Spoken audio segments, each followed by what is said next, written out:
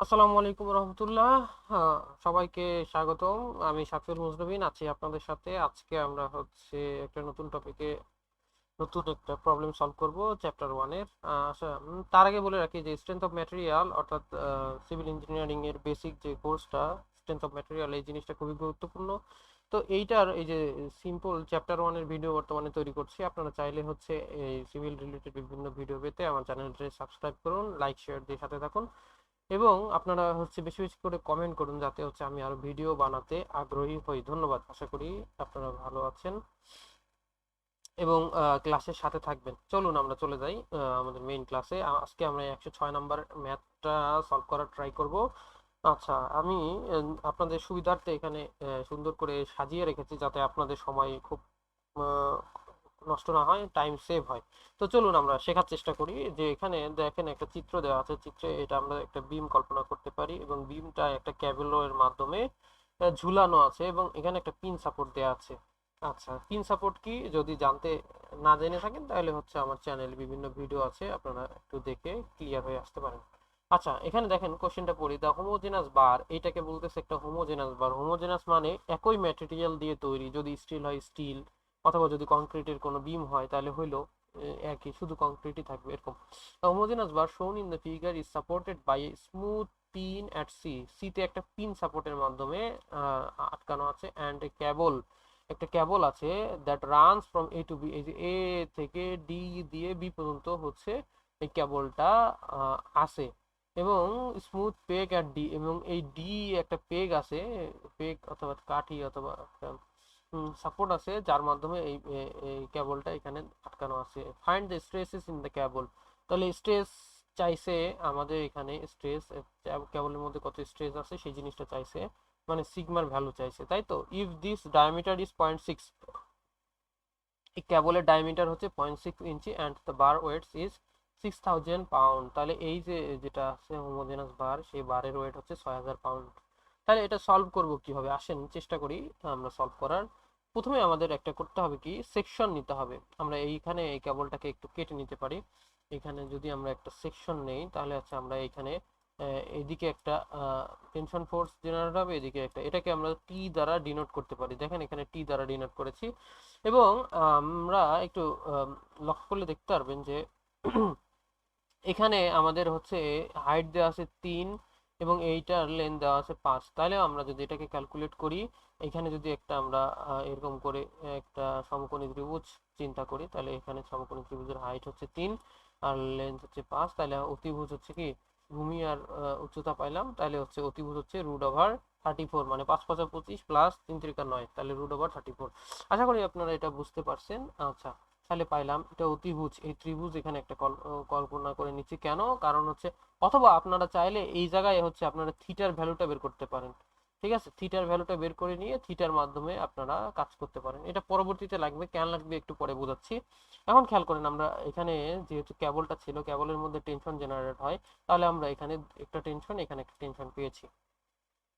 আচ্ছা, এখন আমরা এইটা সলভ করতে যদি চাই, তাহলে আমাদের যেটা করতে হবে সেটা হলো আমাদের সি পয়েন্টে মোমেন্ট নিতে হবে। আপনারা চাইলে যে কোনো বি পয়েন্ট অথবা এ পয়েন্টেও মোমেন্ট নিতে পারেন। এ পয়েন্টে মোমেন্ট নিলে আপনার সি পয়েন্টে একটা ভার্টিক্যাল এবং একটা হরিজন্টাল ফোর্স আসবে। এগুলো কনসিডারেশনে আনা লাগবে, তখন আপনার আননোন ভ্যালু দুইটা হয়ে যাবে।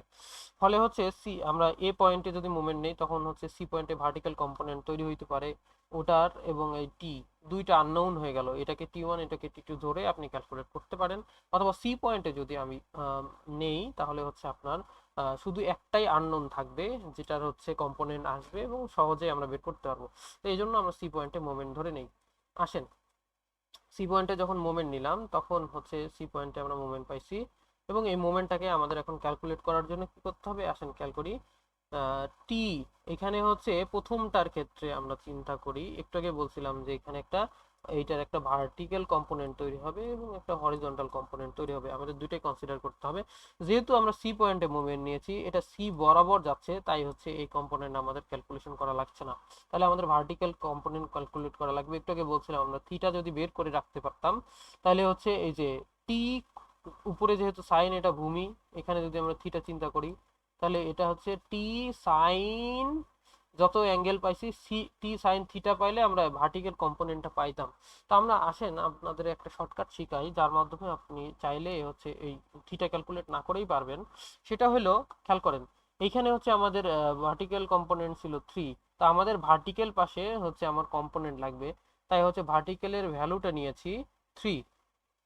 ভার্টিক্যালের ভ্যালুটা নিয়েছি 3 এবং আমার নিচের দিকে এই যে অতিভুজ পাইছি √34, এখানে একটু ভুল হয়ে গেছে, এটা 1 হবে না, √34 এই জিনিসটা আমরা পেয়েছি। তো এই মানে অতিভুজ দ্বারা ভাগ করতে হবে, আমরা ভার্টিক্যালে কম্পোনেন্ট চাচ্ছি, তাহলে ভার্টিক্যালের যে ভ্যালুটা যেমন 3, সেটাকে 3 কে আমরা হচ্ছে 3 কে আমরা হচ্ছে অতিভুজ দ্বারা ভাগ করলাম, তাহলে হচ্ছে এই যে ভার্টিক্যাল কম্পোনেন্ট পাইলাম, অথবা আমরা টি সাইন থিটা পাইলাম, এটাকে বলতে পারি টি সাইন থিটার ভ্যালু।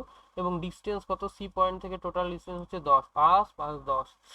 এরপরে হচ্ছে টি বিন্দুতে আরেকটা হচ্ছে আমার ভ্যালু আছে, সেটা হলো টি ইন্টু 5। কেন, এই যে ফোর্স ইন্টু ডিস্টেন্স পাইলাম।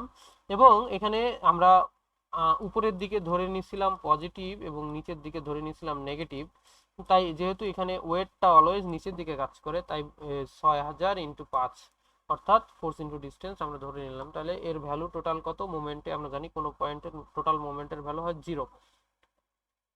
ওকে ফাইন, তাহলে আমরা এর পরবর্তীতে আগানোর চেষ্টা করি, দেখা যাক।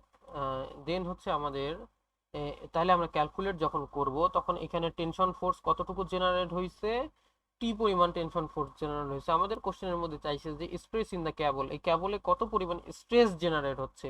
আমরা টেনশন পাইছি, তাহলে আমরা জানি স্ট্রেসের সূত্র কি, স্ট্রেসের সূত্র হলো টি ইকুয়াল টু আলফা এ, অথবা F equal to P equal to sigma এ, আমরা এটা বলতে পারি টি ইকুয়াল টু আলফা। এখানে যেহেতু আমরা টেনশন ধরে নিয়েছি ফোর্সটাকে, তাই টি দ্বারা আমরা ডিনোট করছি। আপনারা চাইলে হচ্ছে পি অথবা অন্য কিছু ধরতে পারেন, কোনো অসুবিধা নেই। আচ্ছা, যেটা আপনাদের সুবিধা হয়, আমি টি ধরে নিচ্ছি সুবিধার্থে। তাহলে টি ইকুয়াল টু সিগমা এ, আমরা জানি এই সূত্র। তাহলে আমরা মান বসাই। তাহলে টি এর ভ্যালু আমরা হচ্ছে পেয়েছি একটু আগেই, হচ্ছে 2957.13, এবং হচ্ছে সিগমা হচ্ছে আমরা জানি না, সিগমাই চেয়েছে। এবং এটা কি, এ যেহেতু একটা গোলাকার কেবল, তাহলে এটার একটা রেডিয়াস অথবা ডায়ামিটার ধরে আমরা পাই আর স্কয়ার সূত্র ফেললেই পাবো, এই যে পাই আর, এখানে এইটা বলছে কি ডায়ামিটার। তাহলে তাহলে যেহেতু ডায়ামিটার দেওয়া আছে, তাহলে পাই ডি স্কোয়ার বাই 4, আর যদি পাই ডি স্কোয়ার বাই 4 ডায়ামিটার দিয়ে আমরা বের করতে পারি। আর যদি হচ্ছে আমাদের শুধু আর এর ভ্যালু দেওয়া থাকতো, তাহলে হচ্ছে পাই আর স্কোয়ার দিলেই হচ্ছে আমরা পেয়ে যেতাম। ঠিক আছে, তাহলে এখানে আমরা যদি ক্যালকুলেট করি ভ্যালুটা কত আসবে, আমাদের ক্যালকুলেট করলে ভ্যালুটা পাবো হচ্ছে আমাদের এই যে এই পরিমাণ। তাহলে এটাই হচ্ছে আমাদের টোটাল যেটা চাইছিল স্ট্রেস ইন দ্য ক্যাবল। তাহলে 10.458.68 পিএসআই, অথবা 1000 দিয়ে যদি ভাগ করি 10.458 কেএসআই আমাদের ভ্যালুটা আসবে। আশা করি আপনারা বুঝতে পারছেন। ধন্যবাদ সবাইকে।